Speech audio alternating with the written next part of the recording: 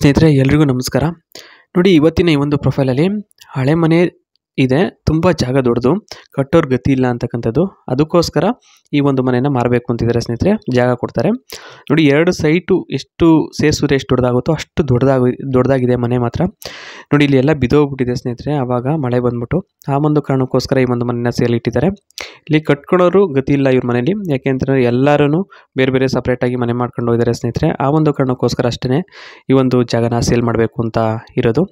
ನೋಡ್ಬೋದು ಈ ಅಡುಗೆ ರೂಮು ಸ್ನೇಹಿತರೆ ಎಷ್ಟು ದೊಡ್ಡದಾಗಿದೆ ಅಂತ ಹೇಳ್ಬಿಟ್ಟು. ಅಡುಗೆ ಮನೆಯೇ ಎಷ್ಟು ದೊಡ್ಡದಾಗಿ ಬಂದಿದೆ ಅಂತಂದರೆ ನಿಜನೂ ಕೂಡ ತುಂಬ ದೊಡ್ಡ ಮನೆ ಇದು, ಆಯಿತಾ. ಆದರೆ ವಿಧಿ ಕಾರಣನೋ ಅಥವಾ ಅವರ ಒಂದು ನೆಗ್ಲಿಜೆನ್ಸಿನೋ ಏನೋ ಗೊತ್ತಿಲ್ಲ, ಆದರೆ ಇವತ್ತು ಏನೇನೂ ಇಲ್ಲ ಈ ಒಂದು ಮನೇಲಿ ನೋಡ್ಬೋದು. ಬಟ್ ಏನಂದರೆ ಜಾಗ ಮಾತ್ರ ಇಷ್ಟು ಹಿಂಗಿದೆ.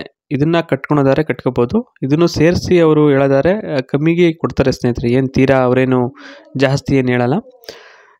ಒಂದು ತಕ್ಕನಾಗಿ ಕೂತ್ಕೊಂಡು ಮಾತಾಡೋ ಅಂಥದ್ದು ಮಾಡಿದ್ರೆ ಖಂಡಿತವಾಗಿಯೂ ಕಮ್ಮಿನೇ ಕೊಡ್ತಾರೆ. ಅವ್ರಿಗೇನು ದುಡ್ಡಿಗೂ ಏನು ಬರ ಇಲ್ಲ ಸ್ನೇಹಿತರೆ. ಆದರೆ ಅವ್ರಿಗೇನಪ್ಪ ಅಂತಂದರೆ ಒಂದು ಸೈಟು ಒಂದು ಜಾಗನ ಸೇಲ್ ಆಗಬೇಕು ಅಂತ ಅಷ್ಟೇ. ಯಾಕೆಂದರೆ ಒಂದು ಆರ್ಥಿಕ ಪರಿಸ್ಥಿತಿ ಸರಿ ಇಲ್ಲದ ಕಾರಣಕ್ಕೋಸ್ಕರ ಇವರು ಮಾರ್ತಾ ಇದ್ದಾರೆ ಅಷ್ಟೇ. ಆ ಒಂದು ನಿರ್ಧಾರಕ್ಕೆ ಬಂದಿರೋದು. ಇಲ್ಲ ಅಂತಂದರೆ ಇವರು ಮಾರ್ತಾನೆ ಇರಲಿಲ್ಲ ಈ ಒಂದು ಜಾಗನ. ಯಾಕೆ ಅಂತಂದರೆ ಇದು ಭಾಳ ಬೆಲೆ ಬಾಳುತ್ತೆ. ಯಾಕೆಂದರೆ ಇದು ಹಳೆ ಮನೆ. ಈ ಒಂದು ಸ್ನೇಹಿತರೆ ಈ ಜಾಗ ಬಂದ್ಬಿಟ್ಟು ಬೆಂಗಳೂರು ಹತ್ರ ಇರ್ತಕ್ಕಂಥದ್ದು.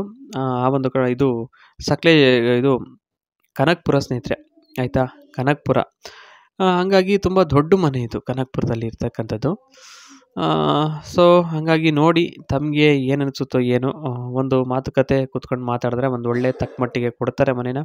ಸೊ ಕಟ್ಕೊಂಡಿದ್ರೆ ಆರಾಮವಾಗಿ ಒಂದು ಮನೆ ಆಗುತ್ತೆ ಅಂತ ನಾನು ಹೇಳಲಿಕ್ಕೆ ಬಯಸ್ತೀನಿ ಸ್ನೇಹಿತರೆ. ಓಕೆ, ನಿಮ್ಗೇನು ಅನ್ನಿಸ್ತು ಕಮೆಂಟ್ ಮುಖಾಂತರ ನೀವು ಅಭಿಪ್ರಾಯವನ್ನು ತಿಳಿಸ್ಬೋದು.